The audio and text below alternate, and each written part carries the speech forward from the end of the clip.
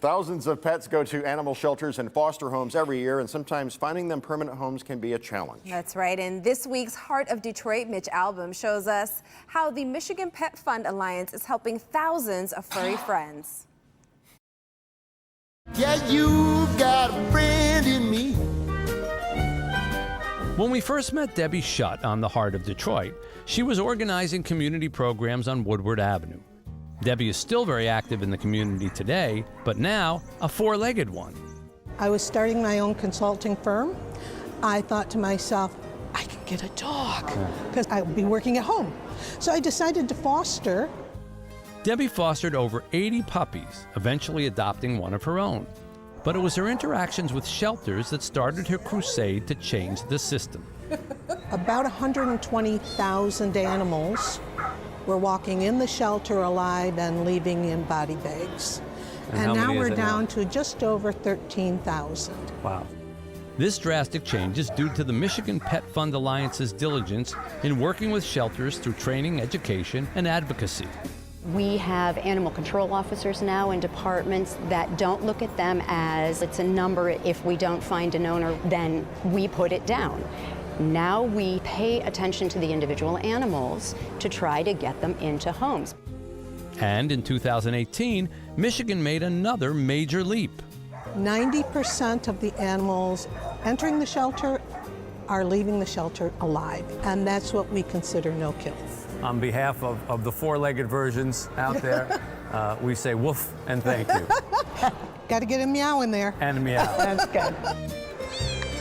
Winning her way into our hearts for a second time, Debbie Schutt and the Michigan Pet Fund Alliance are looking out for our four-legged friends right here in the heart of Detroit.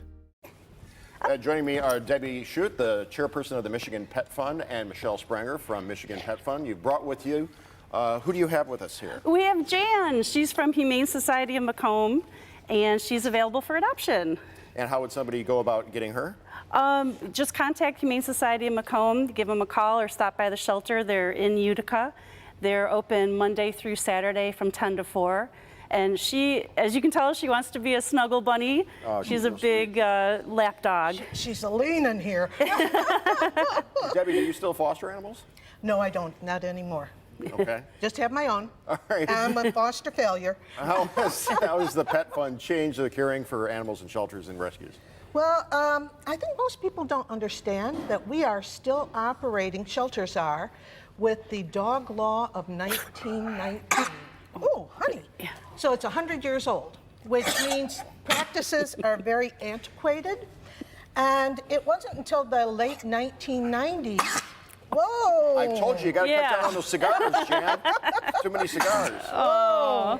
The 1990s, that what happened is there was a foundation called the Maddie's Fund, and they put $300 million into research for animals in shelters and rescue organizations. So before that time, a lot of government shelters were catch and kill. Okay. And what happened is with all this research that's coming out, we now know, oh honey, how to better care for animals, to give them medical treatment, what they need in shelters, enrichment, training, you name it. So that's what our organization has done. We work with shelters and rescue organizations on best practices to make sure these guys get rehomed.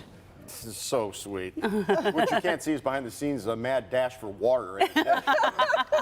How can people help the Pet Fund? Well, they can go on our website and, of course, donate.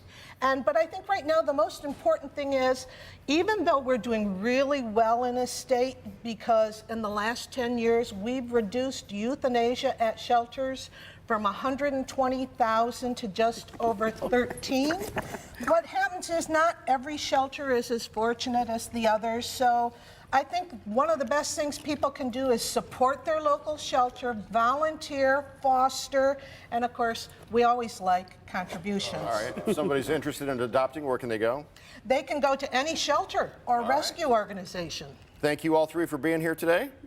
Jan, thanks for being here. I didn't want to tell you anything, but that was vodka you just drank. All right, Tati, over to you.